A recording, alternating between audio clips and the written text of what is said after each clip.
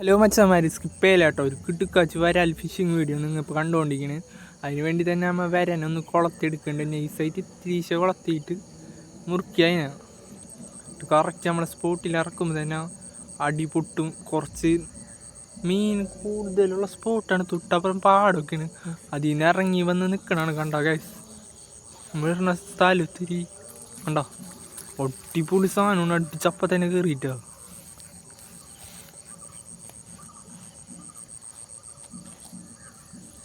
പിന്നെ നമുക്ക് കുറച്ച് മീൻ കിട്ടുന്നുണ്ട്. ഞാൻ മേരായിട്ട് പാറ്റനെ കിട്ടി കഴിഞ്ഞാൽ എന്തായാലും സൂപ്പറായിട്ട് അടിച്ച് കയറ്റാൻ പറ്റും. ഇങ്ങനെ പാറ്റനെ ഇട്ടിട്ട് അങ്ങ് ഇടയ്ക്കിടയ്ക്ക് ഇതിന്ന് വരാലിനെ പിടിക്കാറാണ്. പാറ്റന് വരാലിനെ പിടിക്കാൻ പറ്റിയ ഏറ്റവും നല്ല മീൻ. നമ്മൾ അപ്പം തന്നെ വീഡിയോ ലെങ്ത് ആവണ കാരണം ഇരകുളത്തിനൊന്നും പിന്നെ കാണിക്കണ്ടായില്ല.